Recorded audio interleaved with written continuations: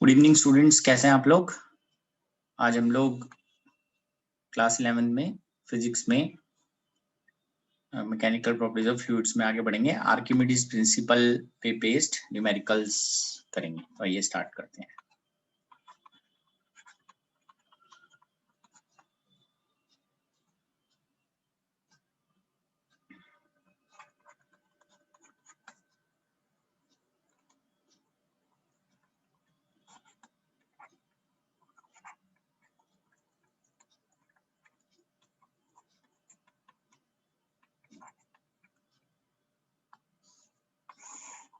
ठीक है, so this is numericals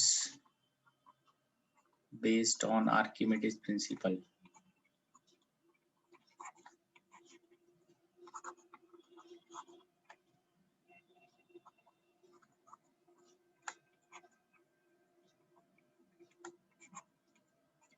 ठीक है, तो आइए स्टार्ट करते हैं इसको।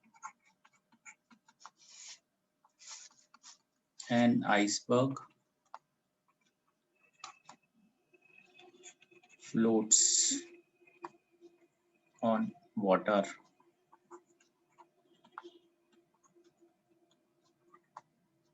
find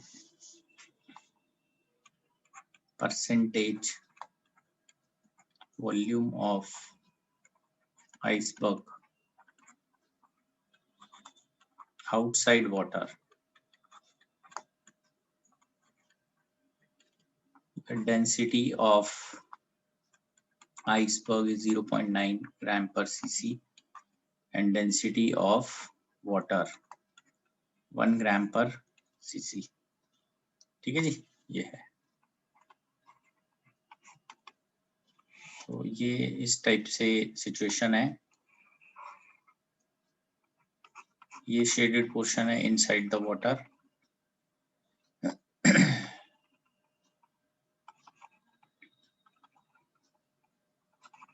ठीक है जी, ये आ गया। तो अब इस केस में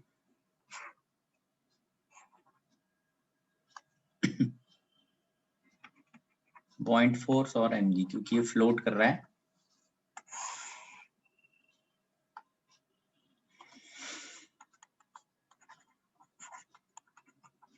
b which is v rho g।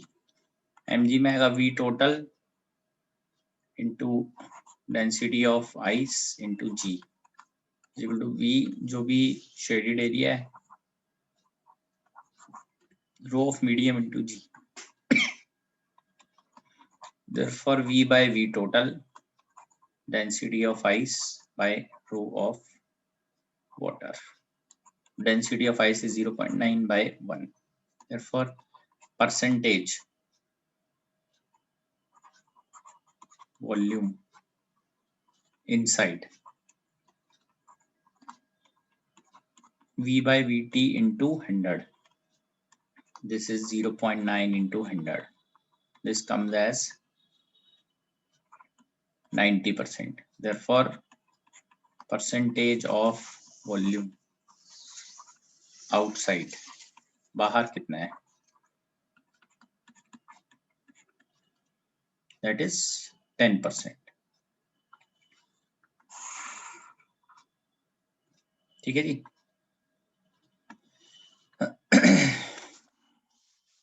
सिर्फ 10% है जो बाहर लाई कर रहा है, बाकी 90% अंदर है। आपको ध्यान रखना है इसमें, this is we have to apply condition of flotation.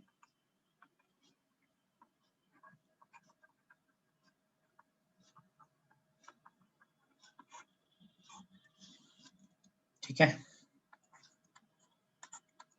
Second, cube has 200 grams of stone placed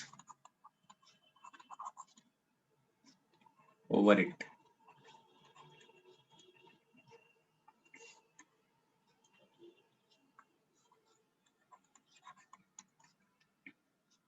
and cube is entirely submerged in water on removing 200 grams of stone,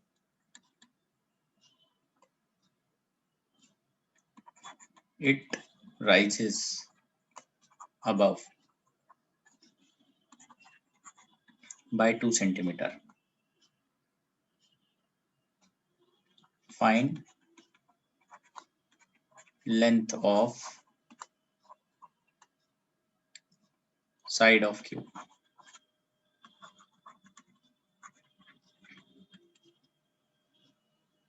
ठीक है जी।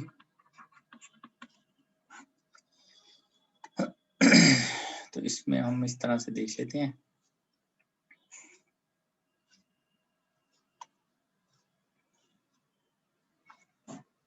इस टाइप से है यहाँ पे।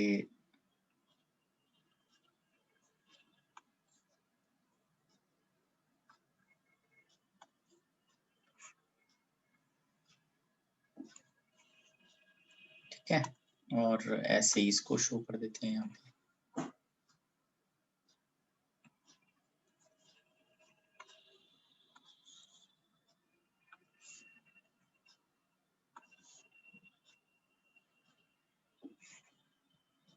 ठीक है ना।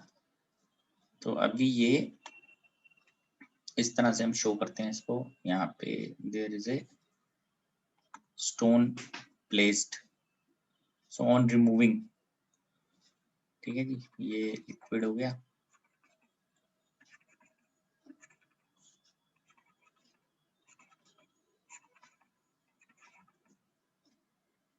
On removing this, it rises by 2 centimeter. तो ये आएगा यहाँ से यहाँ।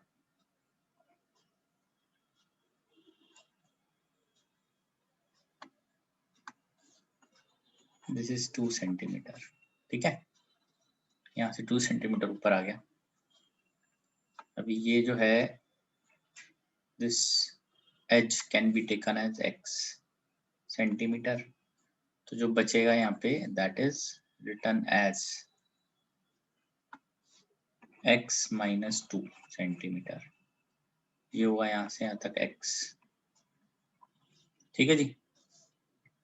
तो यहाँ पर भी अगर हम बैलेंस करते हैं इसको,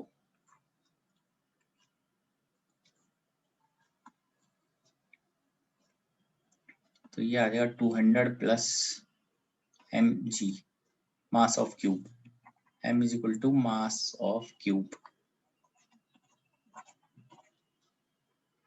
और ये आएगा पॉइंट फोर्स। तो ये आएगा 200 प्लस mg। ये क्योंकि ग्राम्स में है तो यहाँ वॉल्यूम भी हम सेंटीमीटर में ही ले लेंगे। So v rho of water into g, तो ये आ जाएगा 200 प्लस m, वॉल्यूम आ जाएगा x cube, rho of water क्या होता है 1, so 200 plus capital M is equal to x cube. This is first. यहाँ पे हम करते हैं इसको, तो इधर अब क्योंकि वो हमने रिमूव कर दिया है तो इस तरह से आएगा नीचे, ठीक है जी। ये आ जाएगा b dash into rho into g equal to mg। Capital mg is equal to v dash rho of water into g, तो ये आ जाएगा capital M is equal to v dash की वैल्यू होगी x का square into x minus 2, rho of water क्या है 1, capital M आ गया x square into x minus 2, this is 2, ठीक है। दोबारा से चेक कर लीजिए। m जो है मास ऑफ क्यूब है, तो 200 ग्राम है, टोटल मास नीचे कितना आ रहा है 200 प्लस mg ग्राम्स में। पॉइंट फोर्स ऊपर है, वो कंप्लीट इस क्यूब की वजह से है v रो जी, तो v is the volume of cube which is x cube now, as अगर x है तो, ठीक है। और रो ऑफ वाटर कितना है 1 ग्राम पर सीसी में, क्योंकि सब सीजीएस यूनिट्स में चल रहा है, जी कैंसिल हो गया। 200 plus m is x cube. यहाँ पे जैसे उसको रिमूव किया 2 सेंटीमीटर ऊपर आ गया, तो mg वेट जो है वो पॉइंट फोर्स से बैलेंस होगा, पॉइंट फोर्स में वॉल्यूम चेंज हो गया। तो इसका एक है जी x है, इनवर्ड्स जो है डेप्थ इस क्यूब की that is also x। height होगी x minus 2 which is inside this liquid. तो x square x minus 2 into 1, row of water is 1, तो x square x minus 2, from 1 and 2. Next पे आते हैं, from 1 and 2.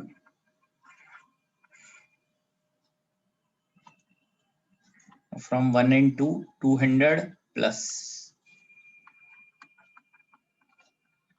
x square x minus 2 equals to x cube. This is x cube minus 2x square is equal to x cube. ठीक है, अब यहाँ पे हम ये कैंसिल कर देते हैं इसको. Therefore we get 200 is equal to 2x square. x square आ गया 100, x आ गया 10 सेंटीमीटर. ठीक है, therefore side of cube is equal to 10 centimetre. Clear? Check कर लीजिए आप इसको, फिर हम आगे बढ़ेंगे इसमें. ठीक है जी.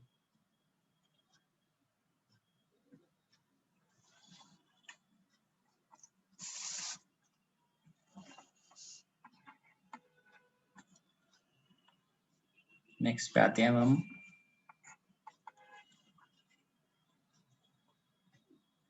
ये plastic sphere floats in water with 0.5 of its volume submerged.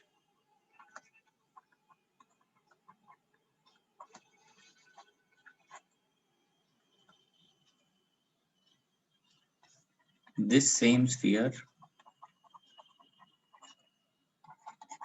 floats in oil with 0.4 of its volume submerged.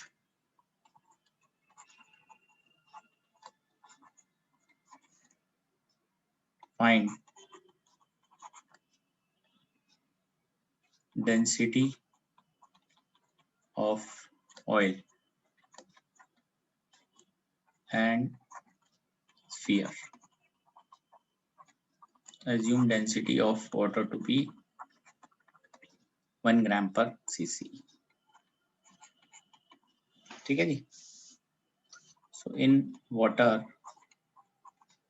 तो वाटर में ऐसे आप इसको शो करके दिखा सकते हैं.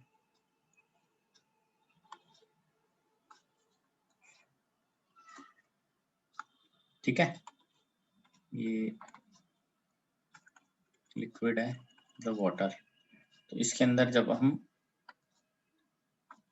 दिखाएंगे ये ऊपर की तरफ और नीचे की तरफ, तो ये आएगा, this is mg, this is point force b1.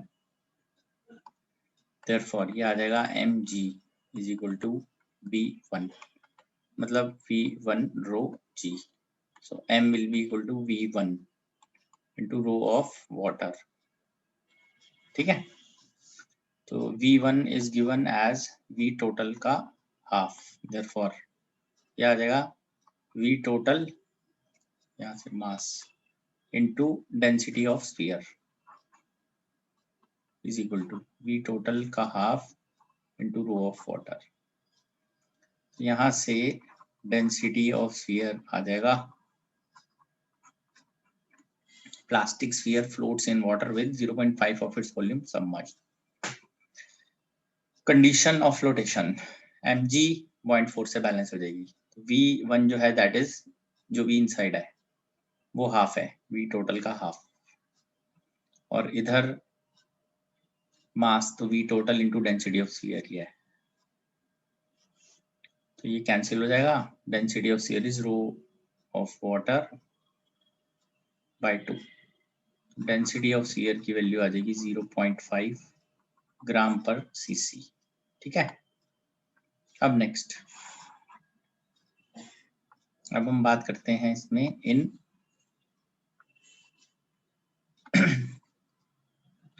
In oil.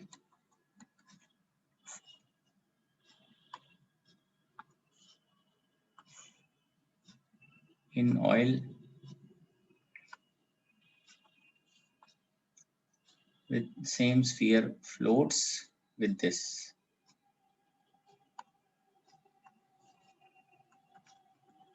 Oil में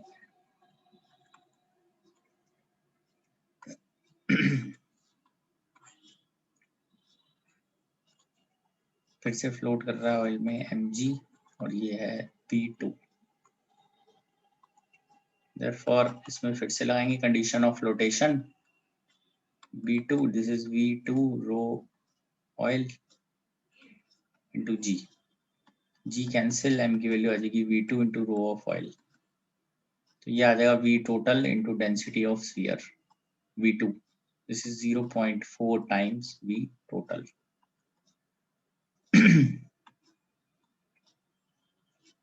ठीक है, रो ऑफ ऑयल,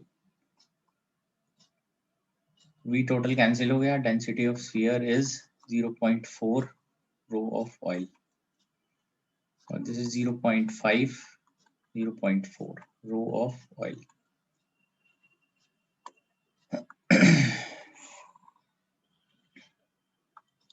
तो ये आ जाएगा rho of oil is 5/4 1.25 grams पर सीसी। ठीक है जी, तो हमारे पास दोनों आ गए। therefore डेंसिटी जो है स्फीयर की वो भी आ गई 1/2 ग्राम पर सीसी और डेंसिटी ऑफ ऑयल 1.25 ग्राम पर सीसी। चेक कर लीजिए इसको, फिर आगे बढ़ेंगे इसके बाद। ठीक है, इसके अंदर क्या प्लास्टिक स्फीयर फ्लोट कर रहा था with 0.5 of its volume submerge, मतलब हाफ वॉल्यूम सबमर्ज था, हाफ बार था। तो mg is equal to b1 कर दिया, बैलेंस किया मैंने, mg is equal to b1 v1 rho w by rho wg। तो m की वैल्यू आ जाएगी v1 into rho w, v1 given है vt/2। तो पुट करके डेंसिटी ऑफ स्फीयर हमारे पास आ गई, क्योंकि मास को v टोटल इंटू डेंसिटी लिखेंगे, mass of sphere is total volume into density of sphere, ऐसे लिखा जाएगा। फिर नेक्स्ट में ऑयल के अंदर 0.4 टाइम्स ऑफ इट्स वॉल्यूम है, मतलब टोटल वॉल्यूम का 0.4 टाइम्स, तो उससे उनमें भी रिलेशन आ जाएगा मास में, और 0.4 times volume total into rho of oil. Mass को v टोटल इंटू डेंसिटी लिखा, v टोटल कैंसिल किया, डेंसिटी ऑफ स्फीयर पीछे आई हुई है, तो रो ऑफ ऑयल आ गया हमारे पास। ठीक है, आइए नेक्स्ट पे आते हैं हम।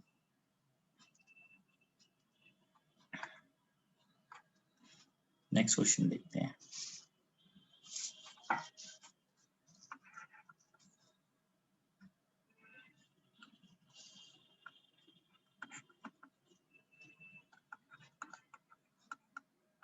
एक glass topper weighs 2.5 grams in air and 1.5 grams in water and 0.7 grams in sulfuric acid.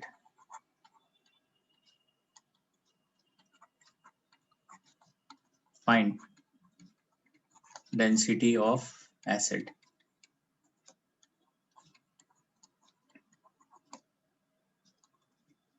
ठीक है जी, तो एयर में उसका ट्रू वेट आएगा, this is 2.5 grams, this is mass of stopper, actual mass. ठीक है, अब वाटर में कितना वे कर रहा है, in water it weighs 1.5 grams. Therefore, loss in mass 2.5 minus 1.5. This is 1 gram. Loss in mass होता है buoyant force. Therefore, V total rho water into G is equal to 1 into G. G तो cancel हो जाएगा. V total rho of water is equal to 1. ग्राम पर CC में ही करना है. V total rho of water जो है वो भी 1 है, तो ये आ जाएगा total volume of glass topper is 1 cc, 1 centimeter cube. ठीक है. Therefore, water में ये हो गया. रिमेंबर लॉस इन मास या लॉस इन वेट जो होता है वो buoyant फोर्स के बराबर होता है. अब ये थोड़ा सा ध्यान रखना है, मास हम बात कर रहे हैं तो हम उसमें जी नहीं लगाते, ग्रेविटी वाला. buoyant फोर्स की हम बात करते हैं तो लॉस इन वेट होता है वो. तो मैंने आप देखेंगे इधर buoyant फोर्स के लिए इस पॉइंट पे जी लगाया हुआ है, फिर इधर भी जी लगाया 1 ग्राम इंटू जी. जी कैंसिल कर दिया. In acid it weighs 0.7 grams. Loss in mass 2.5 minus 0.7, 1.8 grams. Therefore, ये भी buoyant force से आएगा G लगा के. Therefore, V total rho acid into G is 1.8 into G. यहाँ G ग्राम्स के लिए नहीं लग रहा, यहाँ पर G लग रहा है एक्सेलरेशन ड्यू टू ग्रेविटी के लिए. V total rho acid is equal to 1.8. So as V total is given as 1 cc, therefore this is rho acid into this. Therefore rho of acid मतलब density of acid is 1.8 ग्राम पर cc. ठीक है, ये आप check कर सकते हो. यार इसके अंदर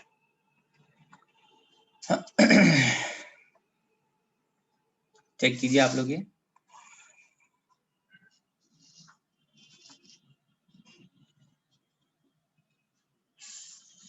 ठीक है, इसमें कोई डाउट है अभी तक किसी को तो आप पूछ सकते हैं. अभी कोई डाउट आ रहा है अगर टिल नाउ. ठीक है,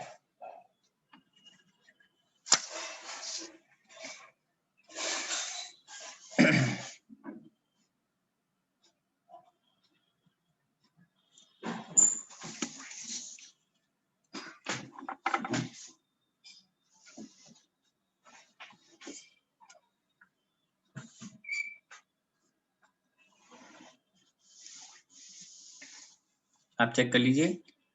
ग्लास टॉपर का वेट गिवन था और लॉस इन वेट हमने निकाला, buoyant फोर्स की इक्वेट कर दिया. टोटल वॉल्यूम जब यहाँ वॉल्यूम नहीं गिवन होता, कितना वॉल्यूम उसका मीडियम में है तो कंप्लीट वॉल्यूम ही लेंगे अभी हम इसमें. कंप्लीटली मतलब वो मीडियम में है. ठीक है जी. आइए अब नेक्स्ट पे आते हैं हम लोग.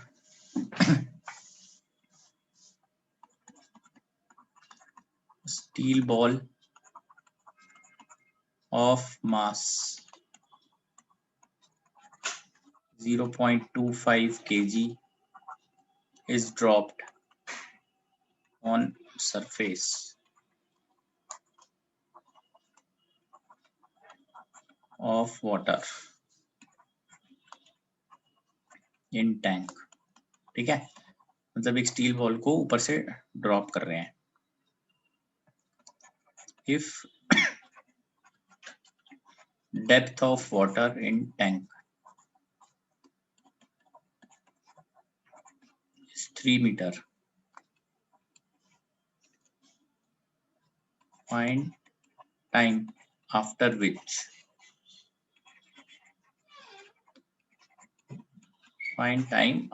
which the ball touches bottom of tank.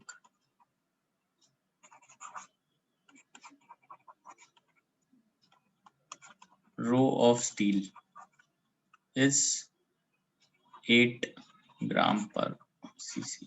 ठीक है जी. एक स्टील बॉल को जिसका मास गिवन था 250 grams is dropped on surface of water in tank. If depth of water in tank is 3 meter, time बताना कितनी देर के बाद टच करेगी बॉटम, क्योंकि रो ऑफ स्टील ज्यादा है रो ऑफ वाटर से, दिस बॉल विल सिंक. ठीक है, तो आइए देख लेते हैं इसको.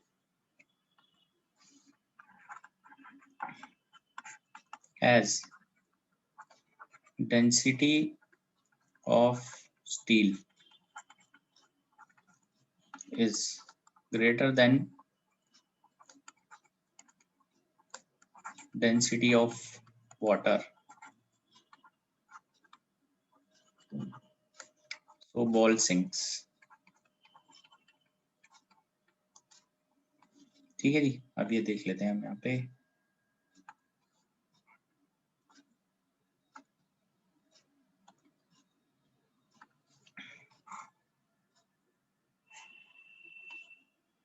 अब ये सिस्टम पूरा लिक्विड में है.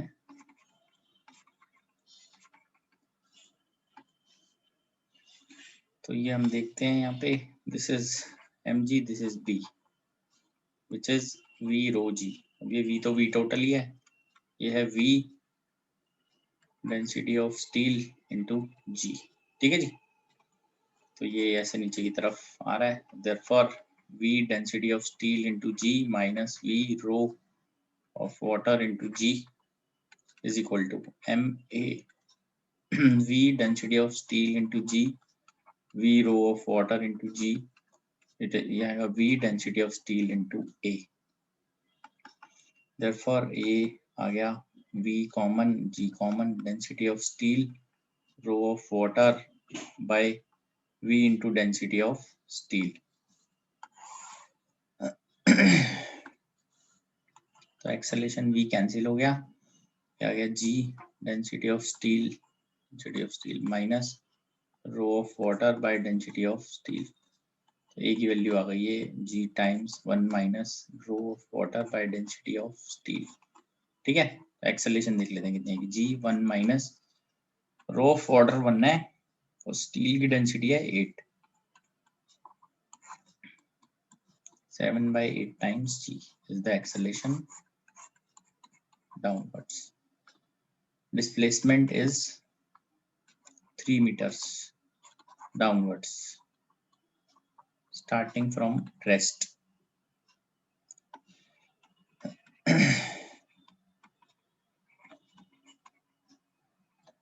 Starting from rest, u is 0. Therefore, s is equal to ut plus half at square. Displacement v3, initial velocity 0 plus half 7 by 8 g t square. ठीक है, क्योंकि कांस्टेंट है ना इसमें acceleration. t square 3 into 2 into 8 by 7g.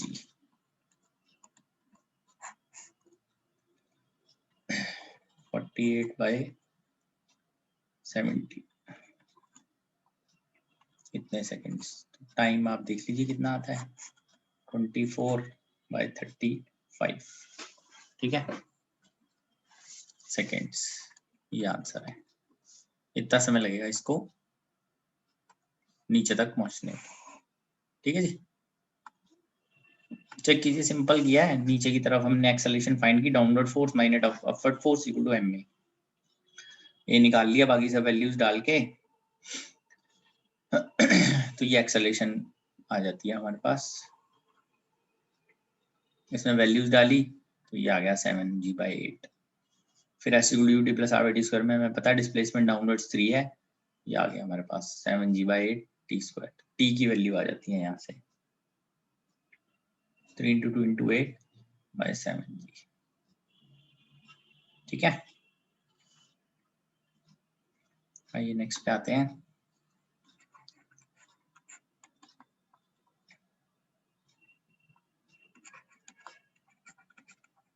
A glass sphere has a cavity inside it। एक glass sphere में cavity है, cavity में एयर होती है, मास तो होता नहीं है वहां पे, है ना, मटेरियल नहीं होता। When placed in water, it floats with 20% of its volume above water surface।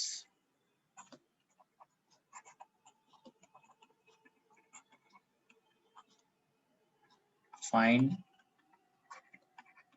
volume of cavity as a fraction of total volume। Density of glass 2.5 ग्राम पर cc। ठीक है, ये है एक ग्लास स्फीयर जो उसमें कैविटी है अंदर। when placed in water it floats with 20% of its volume above water surface। find volume of cavity as a fraction of total volume। तो आइए इसको देख लेते हैं ऊपर।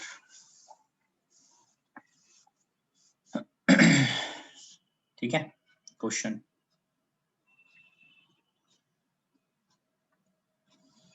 ऐसे इसको हम लेंगे। ये हमारे पास ये है इस तरह से, तो हमें कैविटी यहाँ पे इधर शो कर देते हैं कहीं पे भी। ठीक है ना, मतलब कहने का मतलब होता है इधर मटेरियल है सारा, इधर मटेरियल नहीं है इसमें। ठीक, तो इसके लिए हम ऐसे इसको लिखते हैं, density of sphere is equal to mass, ठीक है, of sphere upon total volume minus volume of cavity. Vt is total volume और V cavity volume of cavity. ठीक है, ये आ गया हमारे पास।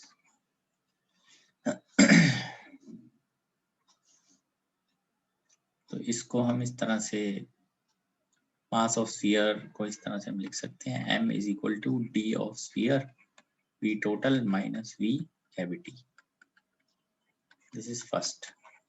ऑल्सो अकॉर्डिंग टू क्वेश्चन, जब ये फ्लोट करेगा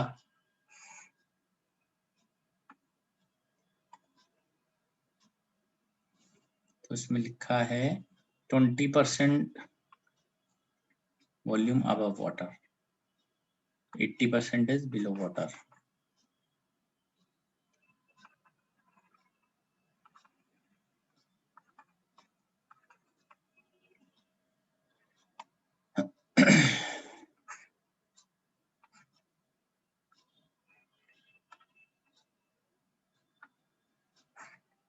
ठीक है जी,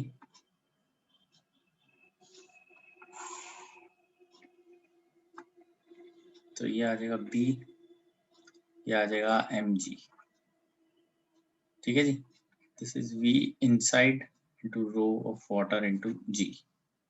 देयरफॉर फिर से इसको बैलेंस करेंगे, फ्लोट कर रहा है क्योंकि ये, तो mg is equal to V dash rho G।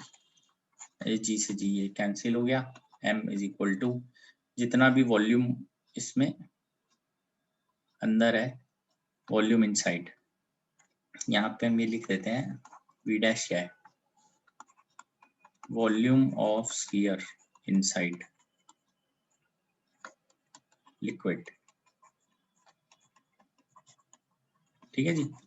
तो वो कितना है, अभी बाहर कितना था 20%, तो अंदर होगा 80% of V total, 0.8 V total, therefore M is equal to 0.8 V total rho W। तो इसकी वैल्यू तो इसमें हम this is second from 1 and 2 BS VT minus V cavity, this is 0.8 VT row of water. Density of glass 2.5, density of sphere this is 2.5 V total minus V cavity, C कर देते हैं इसको, 0.8 V total into density of water is 1, ठीक है जी। तो ये आ जाएगा 25 V total minus VC is 8 times V total। ये आएगा 25 V total minus 25 VC, 8 V total, 25 minus 8 V total, 25 V cavity, ठीक है जी। तो therefore V cavity by V total, 25 minus 8 by 25, V cavity by V total 17 by 25, ठीक है जी। तो ये आ जाता है हमारे पास percentage volume of cavity, total का कितने परसेंट इसमें है, that is VC by VT into 100, 17 by 25 into 100, 17 into 4, 68% volume cavity में ही है, ठीक है जी। 68% वॉल्यूम कैविटी में है, ठीक है। तो आज के लिए बस बेटा हम इतना ही करेंगे, ये टॉपिक खत्म हो गया है। नेक्स्ट क्लास में नेक्स्ट टॉपिक से हम स्टार्ट करेंगे हाइड्रोडायनेमिक्स से, हाइड्रोस्टैटिक्स हमारा खत्म है, ठीक है। Thank you.